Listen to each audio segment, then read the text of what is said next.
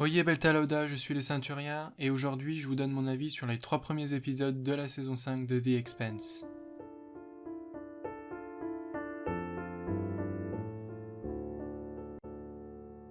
Donc je vous préviens, bien sûr, cette vidéo va être full spoiler. Je vais pas faire un résumé des épisodes puisque normalement vous les avez vus. Et je vais me concentrer sur les points positifs et les points négatifs que j'ai ressentis au moment du visionnage de ces épisodes et même après. Donc encore une fois, je tiens quand même à vous prévenir que je suis pas critique de cinéma. Je donne vraiment mon avis de fan, mais n'hésitez pas à apporter votre point de vue complémentaire dans les commentaires. Ça me fera plaisir de discuter avec d'autres fans. Donc pour l'épisode 1, l'Exode, donc Exodus en anglais. Mon avis rapide là-dessus, c'est que c'est un bon épisode d'introduction de saison. Il replace bien les personnages dans leur contexte et dans leur intrigue, et il montre aussi que la série ne laisse pas totalement de côté la protomolécule, et ça, j'ai trouvé ça assez pertinent. Pour les points positifs, il y a tout ce qui va être les décors, et surtout les effets spéciaux qui sont vraiment améliorés. Ça permet à la caméra d'être très libre dans l'espace, je pense notamment à la première scène quand on s'approche de la station Taiko pour rentrer dedans, voir toute l'activité interne avec les conteneurs de marchandises, puis pour finir sur la réparation du Rossi. Puis il y a aussi toute cette scène d'atterrissage, ou plutôt d'alunissage, du Lazy Songbird sur Luna, qui est juste phénoménal. C'est vraiment digne d'un film, les VFX sont meilleurs qu'ils n'ont jamais été dans la série, et ça donne toujours plus de cachet et de crédibilité justement à la série. J'ai trouvé que dans l'épisode, il y avait un bon mélange de scènes importantes et aussi tout ce qui va être les trames secondaires. Les scènes importantes comme par exemple la discussion avec Fred Johnson, une des scènes principales et qui fait référence à plein de choses intéressantes. Il y a aussi la scène de départ de Naomi.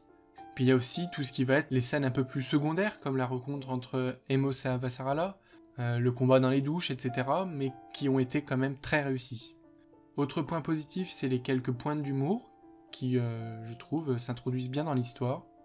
Et puis les points d'émotion très réussis dans certaines scènes, notamment avec Naomi, aussi avec Amos et même avec Alex. Même si j'ai trouvé qu'il n'y avait pas énormément d'émotion dans ce premier épisode, c'était assez léger. Et puis autre point positif, le générique, toujours aussi somptueux, mais subtilement mis à jour pour correspondre à cette saison. Pour les points négatifs, il y a une scène d'introduction qui manque un petit peu d'explication, ou du moins de clarification. J'ai vu qu'il y avait des petits malentendus sur le déroulement de l'attaque par Philippe et ses acolytes. Bon, je vais vous dire la façon dont j'ai compris les choses. Inaros prévoit le lancement de 9 astéroïdes. Après le lancement, il apparaît que l'un d'eux n'atteindra pas la Terre. C'est pour ça qu'on en voit seulement 8 à la fin de la saison 4. La raison, c'est que l'astéroïde en question passe trop près du Soleil, ce qu'on voit dans la toute première scène. Il se fractionne en plusieurs morceaux, ce qui retire en partie le revêtement furtif martien qui était appliqué dessus. Le vaisseau scientifique terrien a repéré ces fragments, qui, à cause de l'explosion, se dirigent vers Vénus. Les détecteurs et les senseurs sur la station scientifique sont perturbés par le revêtement furtif, mais l'équipe scientifique souhaite poursuivre les analyses. Pour éviter que ces derniers apprennent la réalité, Philippe et ses hommes sont envoyés pour effacer les preuves. Malheureusement, des scans préliminaires ont déjà été envoyés sur Luna, mais avant de partir, Philippe place un traceur sur le vaisseau scientifique pour guider les torpilles qui se dirigent vers ce dernier pour le détruire. Voilà ma façon d'expliquer les choses, mais c'est vrai que ça manquait un petit peu de clarté sur certains points. Par exemple, pas mal de gens ont compris que c'était les débris d'astéroïdes qui détruisaient la station, alors que c'est pas le cas. Sinon, globalement, j'ai trouvé que ça manquait un petit peu de tension par rapport à ce qui se trame, en même temps c'est normal vu qu'aucun des personnages n'est au courant de ce qui se dirige vers la Terre. Heureusement qu'il y a la scène finale avec Marco Inaros pour rappeler la menace imminente. Et pour finir, j'ai trouvé dommage qu'il n'y ait pas de scène de séparation pour l'équipage du Rocinante lors du départ d'Emos et d'Alex. Voilà, sinon j'ai quelques petites remarques sur des choses intéressantes. On voit le mémorial de l'Agustin Gamara sur Luna, c'est le vaisseau qui avait été détruit par Inaros et aussi involontairement par Naomi. Il y a le fait aussi que Fred Johnson construit un nouveau vaisseau de guerre ceinturien, je pense qu'on en reparlera dans la saison.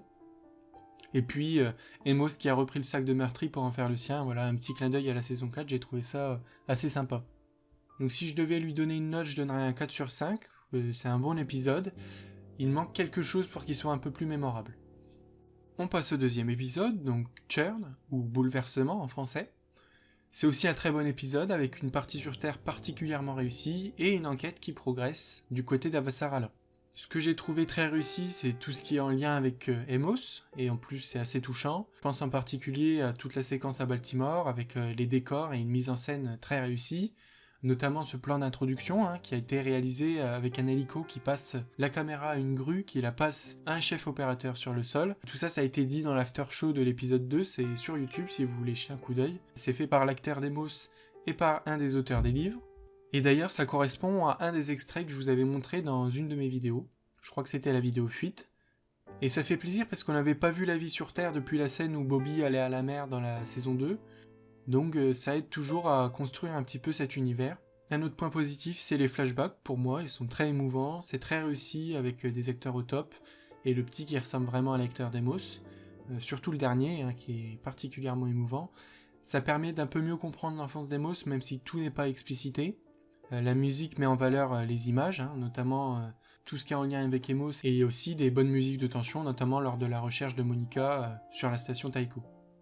J'ai bien aimé qu'on développe aussi un petit peu les personnages secondaires, comme Bull, le chef de la sécurité sur Taiko, et il y a même aussi du développement pour les personnages qu'on connaît déjà, comme avec Avasarala lors de sa discussion avec sa fille, ou avec l'amiral Delgado. Et encore une fois, il y a un humour très léger, que je trouve très bien dosé. Pour la partie un peu plus négative, je dirais que j'étais assez surpris par l'évolution radicale de Drummer, qui sort un petit peu de nulle part. On savait qu'elle quittait l'APE, mais je la voyais pas redevenir pirate ou même pilleuse. C'est un peu les côtés des ceinturiens qu'Ashford combattait dans la saison 4. En tout cas, je trouve qu'il manque un petit peu de justification à ce tournant très radical. Autre truc, c'est qu'on en veut encore un peu plus sur Amos. J'aurais bien vu un peu plus de pathos, quelque chose d'un peu plus triste. J'aurais aussi aimé en découvrir plus avec sa relation avec Eric, mais bon, ça aurait peut-être fait un peu trop d'exposition. Et puis sinon, voilà, pour chercher la petite bête noire, il y a quelques questionnements par rapport à l'enlèvement de Monica. Pourquoi les ravisseurs ne la tuent pas ? Pourquoi, quand ils la mettent dans le conteneur, ils laissent de l'éclairage et un détecteur de niveau d'oxygène ? Bon, c'est pas grand-chose, et puis de toute façon, peut-être qu'on en saura plus dans les prochains épisodes. Donc pour la note, je mettrai encore un 4 pour un bon épisode qui propose du développement et des informations qu'on attendait depuis un bon bout de temps, mais on n'est vraiment pas loin du 5. Pour le troisième épisode, Mère ou Mother, c'est encore un très bon épisode où on se rapproche des révélations sur l'enlèvement de Monica, et on en apprend plus également sur l'attaque d'Inaros. On a de l'émotion en plusieurs reprises avec Drummer, notamment lors de l'exploration du vaisseau d'Ashford avec des sortes de flashbacks audio. On voit vraiment enfin une facette vulnérable de ce personnage qui a toujours donné une image forte. En plus, ces scènes sont accompagnées d'une belle musique, même si elle n'est pas assez mise en avant d'après moi. Et j'ai aussi adoré toute la partie avec Avasarala et l'amiral Delgado qui commencent à comprendre le plan d'Inaros. Ils comprennent l'importance du danger et on ressent enfin un peu de peur et d'appréhension du côté de nos personnages. En revanche, j'ai trouvé qu'il y avait aussi des points négatifs. La réunion entre Naomi et Philippe a été très appréciée, mais personnellement, j'ai trouvé que les dialogues étaient un petit peu niais et j'ai pas été spécialement ému par ces retrouvailles. J'ai trouvé aussi les dialogues pas très réussis à d'autres moments, comme lors de la discussion entre Drummer et l'une de ses amies. Et puis, globalement, j'ai trouvé que ça manquait un petit peu de musique pour marquer les scènes émouvantes. Enfin, j'ai une petite inquiétude parce que je pense que présenter l'impact de l'astéroïde à la fin de l'épisode, ça manque un peu de choc. Alors ok, ça crée un cliffhanger, mais pour le coup, j'ai vraiment l'impression que ça retire du grandiose de juste voir un aperçu à la fin de l'épisode. Du coup, je suis un petit peu frustré par rapport à ça, mais l'épisode prochain devrait me rassurer, puisqu'on va voir pas mal de réactions à cet événement cataclysmique, et j'espère une remontée d'attention qui manquait à mon goût dans ces 3 premiers épisodes. On sait ce qu'a prévu Inaros, donc on n'a pas eu le choc de la surprise quand c'est arrivé. Du coup, je pense qu'il aurait fallu essayer de mettre un maximum de tension. Mais comme les personnages ne savent pas tous ce qui se trame, je trouve que c'est assez compliqué à faire. Donc voilà, je ne me suis pas senti accroché à mon siège lors du visionnage de ces 3 premiers épisodes. Ah, et je rajoute aussi le petit Bobby ex machina quand elle arrive pile poil à temps pour sauver Alex. Ça m'a fait tilter, mais bon, voilà, c'est pas grand chose. Donc pour la note, j'ai encore hésité à lui mettre un 5, mais je vais finalement rester sur 4. C'est un bon, même très bon épisode, mais il manque quelque chose pour que ce soit une pépite. Donc voilà, donc pour mon avis global, j'ai été satisfait par ce début de saison, même si je suis légèrement déçu du manque de tension pour ces 3 premiers épisodes. L'intrigue est intéressante, mais je trouve qu'on ressent pas assez les enjeux. On a été servi en émotion, mais j'en voudrais plus, bizarrement. Par contre, c'est clair qu'il y a plein de qualités, que j'ai citées dans cette vidéo, que ce soit au niveau des effets spéciaux, de la mise en scène, des personnages secondaires ou principaux. Je pars pas du tout pessimiste pour la suite de la saison, au contraire, je pense qu'il y a beaucoup de choses excitantes qui nous attendent, et j'espère qu'on va atteindre le niveau de la deuxième partie de la saison 3, c'est ma partie préférée. notamment en termes de tension. Et j'espère qu'on aura vraiment les conséquences de l'attaque d'Inaros et la mise en danger de nos héros. Voilà, j'ai essayé d'être assez succinct. Je vous invite à regarder tout ce qui va être making of dans la partie bonus sur Prime Video. En fait, il faut cliquer sur le bouton qui s'appelle X-Ray et vous avez un petit menu qui vous indique différentes catégories. Vous pouvez cliquer sur bonus. Il y a des images qui montrent les travaux préliminaires en termes de dessin, en termes d'effets spéciaux, vous avez les photos du tournage, etc. Et il y a une petite vidéo de quelques minutes qui revient sur les moments importants et la vie des acteurs sur ces moments-là. Donc c'est très intéressant. Et aussi sur YouTube, du coup il y a l'acteur Demos et Tyler Frank, l'un des auteurs de la série, qui font apparaître chaque épisode une sorte de petit retour sur l'épisode en donnant des petites remarques, des petites anecdotes de tournage et des interviews avec des membres de la production, que ce soit des acteurs ou les réalisateurs de l'épisode en question. Donc ça c'est très intéressant, je vous mettrai le lien dans la description. Voilà, c'est tout pour moi. Rendez-vous la semaine prochaine pour mon avis sur l'épisode 4, qui a le potentiel d'être l'un des meilleurs jusqu'à maintenant.